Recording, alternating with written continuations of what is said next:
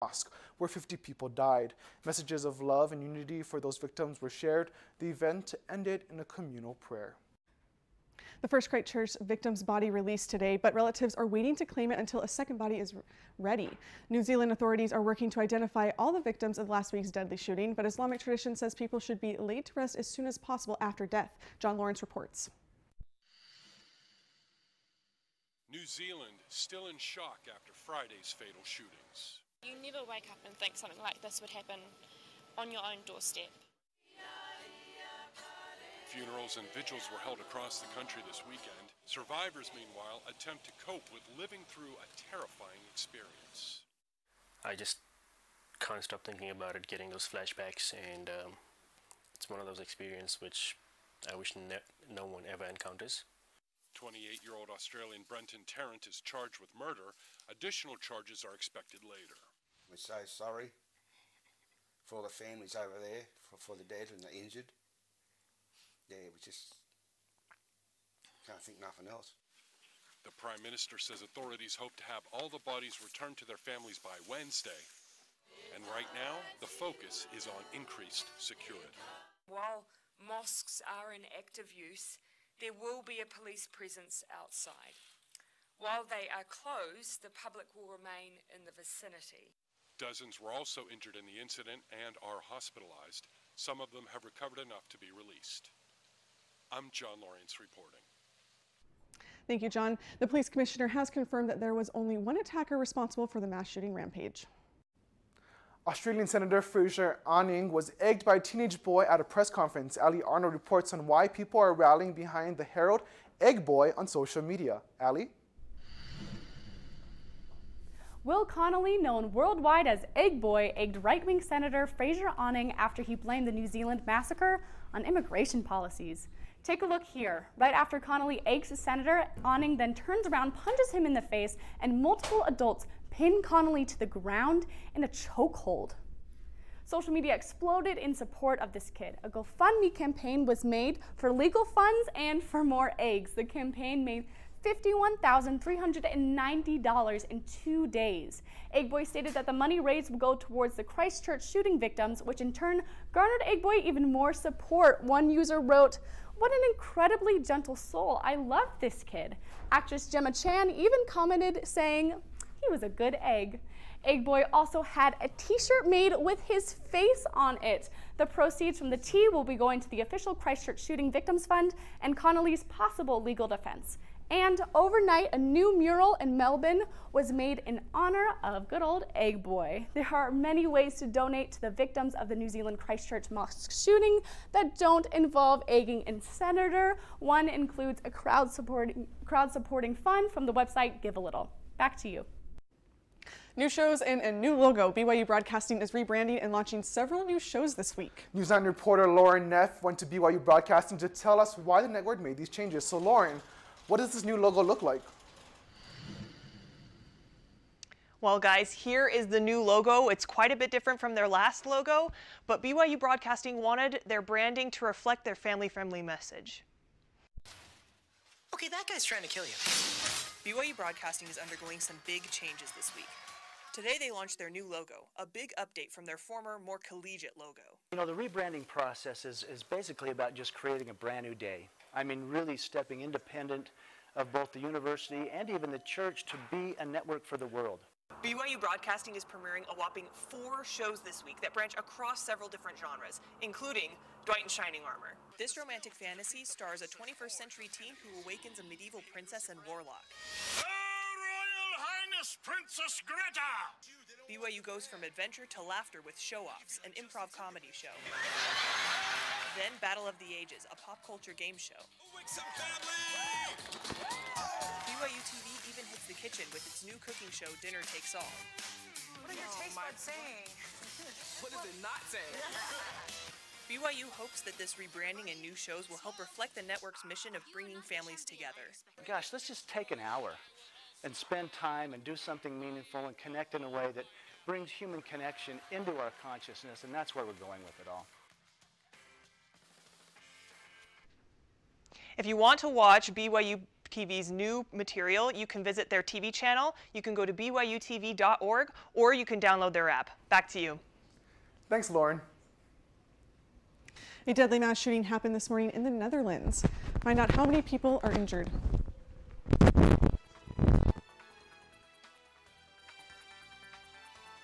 Their opinions and voice their concerns. Brigham Young University Students launches a new podcast. We'll tell you how the podcast will spread awareness among students. Important to do something that's like in season, because oftentimes that can make the cost cheaper. Spring is around the corner and it's a popular season for weddings. We'll tell you details on how to plan the perfect spring wedding. And find out what Midwest cities have turned into islands.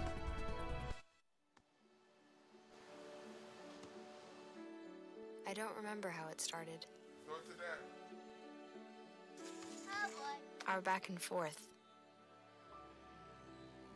It always came back. Dad! You probably don't remember what you told me, That was perfect. but I heard every word.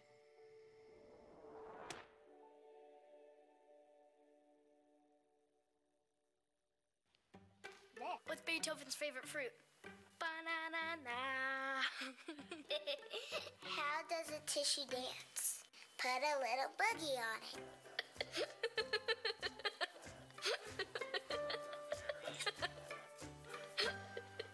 Hey Bobo, do trees tell each other stories? I'm sorry. I'm afraid I don't know that. Hey, why don't we go find out? Listen.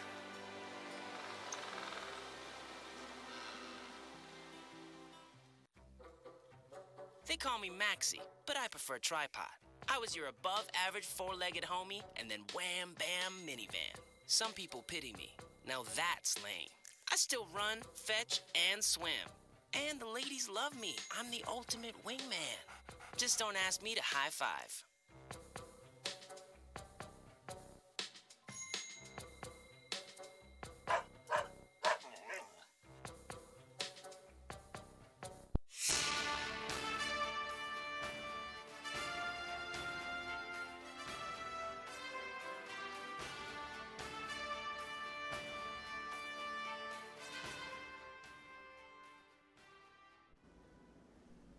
This morning, multiple people have been injured in a shooting in the Dutch city of Utrecht. Police have cornered off the area and a search for the gunman is currently underway. Police are investigating the shooting and taking into account a possible terrorist motive. The Dutch Prime Minister said he is very concerned by the incident. The story is still developing. 50 people have died and 60 have been injured in a flash flood and a landslide in Indonesia's eastern provinces of Papua. Some areas of Papua received more than 18 inches of rain in the last 3 days. Search and rescue operations are underway, but authorities cannot reach some of the hardest hit places because of downed trees and damaged roads. The U.S. military is developing plans to keep up to 1,000 troops in Syria. That's despite President Trump's December order for a rapid withdrawal of the U.S. military. But a top U.S. general, Joseph Dunford, refutes the Wall Street Journal's report, calling it incorrect. The U.S. official says the plan is for over 400 U.S. forces to stay in Syria, but no final decision has been made, and at this point, there are various potential figures. Southwest Airlines had a historic moment yesterday. We look forward to Southwest doing very well in the islands. I know that they will add value and choices to our residents. Its first passenger flight touched down at Honolulu's International Airport. The plane came from Oakland International Airport with 156 passengers on board. People are visiting Honolulu for the first time because of the introductory $49 one-way deals. Southwest said it'll announce service from Hawaii to other California cities like San Diego and Sacramento. A new podcast aims to help BYU students better understand minority students' perspective. NewsLine reporter Lauren Schofield talked with the podcast creators. So Lauren, how is this podcast changing BYU?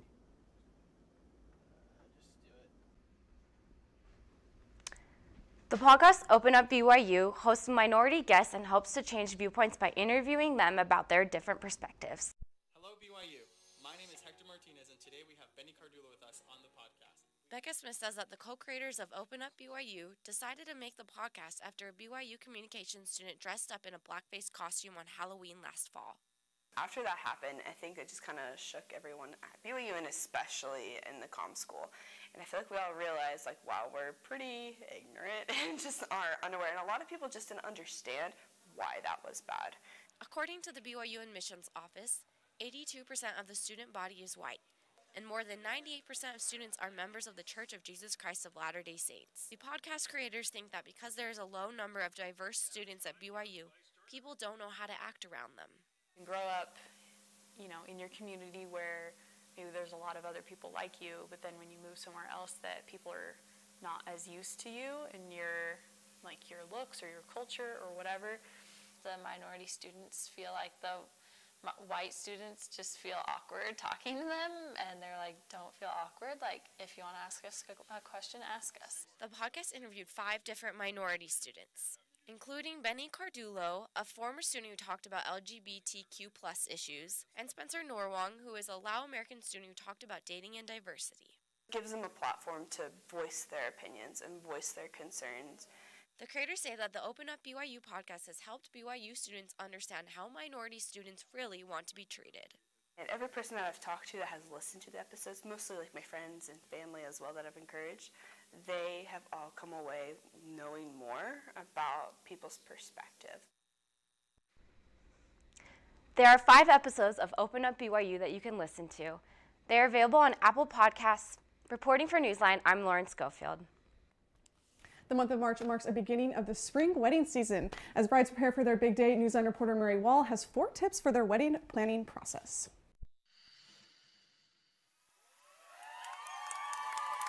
This moment is the culmination of months of planning. Most brides spend months planning their wedding, but many of them don't know where to start. So wedding experts have 4 tips to help brides get started. Tip number 1. Sweetheart Bridal Wedding Dress Assistant Emily advises brides to begin looking for their wedding dress as soon as they know they're getting married. Give yourself a lot of time. Like, that's probably the biggest thing. A lot of brides don't realize how long it takes to order a dress in. With hundreds of dress options available, give yourself time to find the perfect dress. Tip number 2. Florists from Campus Floral advise brides to find flowers that are in season. It's important to do something that's like in season because oftentimes that can make the cost cheaper. If you don't know which flowers are in season, talk with your florist. They are happy to help you. Having trouble finding a caterer?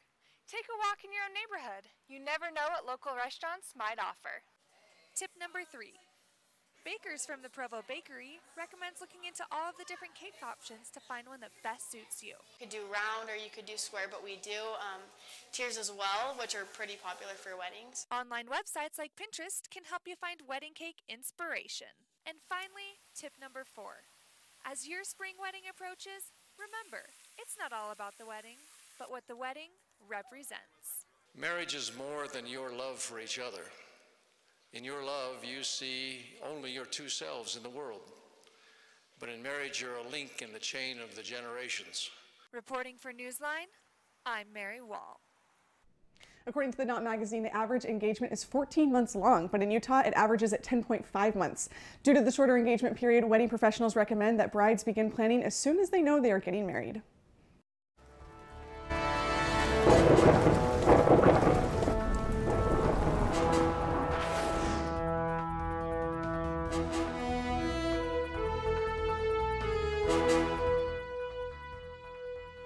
This is the aftermath of the bomb cyclone. Fremont, Nebraska became an island when roads in and out of the town flooded.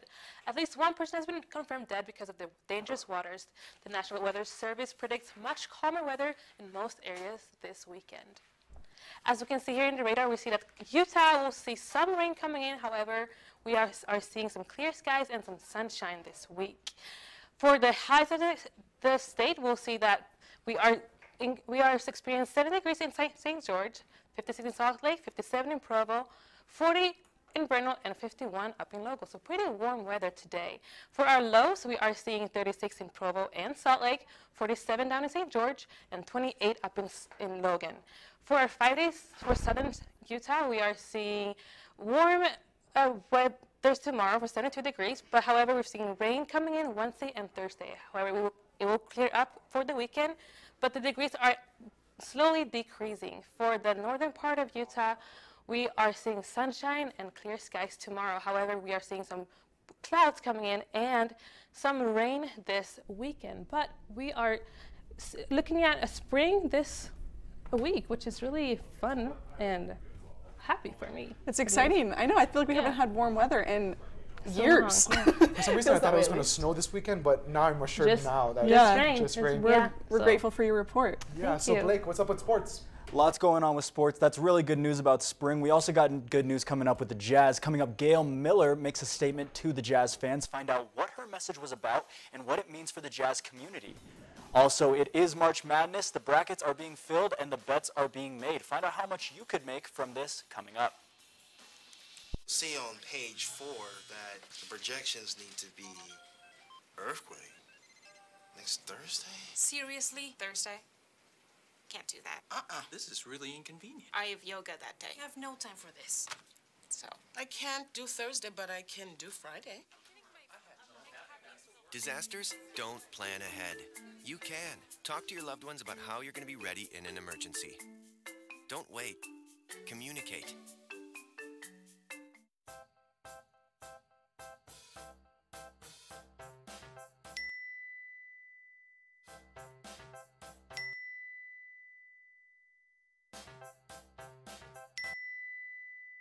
Planning the right amount of food is hard. The Guestimator makes it easy. Just tell it who's coming and what's for dinner. Then it tells you how much to make. And yes, it even plans for leftovers. Try it at SaveTheFood.com.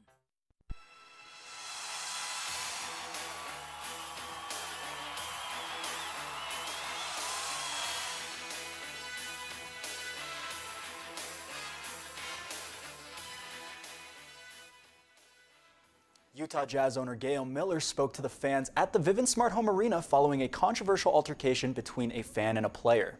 We believe in treating people with courtesy and respect as human beings. Miller read from a script and encouraged the fans to embrace competition and to not step over boundaries. The feedback from the rest of the NBA has been very positive. Following the address to the Jazz fans last week, another fan was banned from the Vivint Smart Home Arena for a separate incident involving Russell Westbrook that took place during the first round of the 2018 playoffs. In this altercation last April, Westbrook was warming up when a fan shouted, "Here we go, boy." Westbrook took offense to this controversial and racial term and warned the fan to stop. As the fan continued to call him boy, Russ spoke up to the media. This fan will also not return to the Vivint Smart Home Arena. Despite all of this controversy around the Jazz all week, the Jazz are currently on a 3-game winning streak and hope to extend that today as they travel out to Washington to take on Bradley Beal and the Wizards. Despite their 30-40 season so far, Washington has been playing better over the last few months as they are 6-4 in their last 10 games. Not to mention Bradley Beal catching fire this weekend with back-to-back 40-point games. With the Jazz being a top 4 team in defensive efficiency and second in perimeter defense this season, it will be interesting to see how Beal gets his shots up tonight. Tip-off is at 5 p.m. Following this game, the Jazz will travel out to New York to face the Knicks on Wednesday. The weather is warm, spring is here, and so is the most wonderful time of the year, March Madness.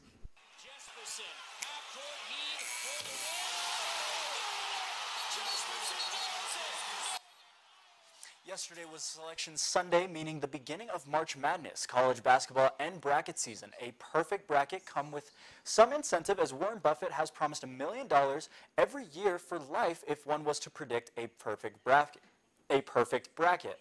Last year, Buffett also had this offer, and no one came out perfect. Considering all the twists and turns and the tournament has and 1 in 9.2 quintillion odds, Buffett might be able to hold on to that million for another year. The madness all begins tomorrow, and the first official round will begin on Thursday. I'm so excited for March Madness. I don't know about you guys. Are you guys planning on filling out brackets? I'm filling out a bracket. I will to be doing it. Yeah. You know, I did in 5th grade and I won. Like, we had this huge. Yeah, Wow. I know. I won in my class 5th grade March Madness competition. That's super fun. Who do you guys have winning? Do you guys? I haven't even. According to game theory, I have Duke winning. You have Duke winning? I have Duke winning. I totally see where you could see where Duke could win. I have the team that beat them earlier off of this season with Gonzaga winning, the WCC champions. Oh, so that's my pick, but They're yeah, really we'll good. see what happens. It's going to be a fun couple of weeks with college basketball. Will be. Yeah, we'll be right back. Hey, Bobo, do trees tell each other stories? I'm sorry. I'm afraid I don't know that. Hey, why don't we go find out? Listen. Can birds draw pictures? I don't have an answer for that. Dad, do stars visit their friends? Look!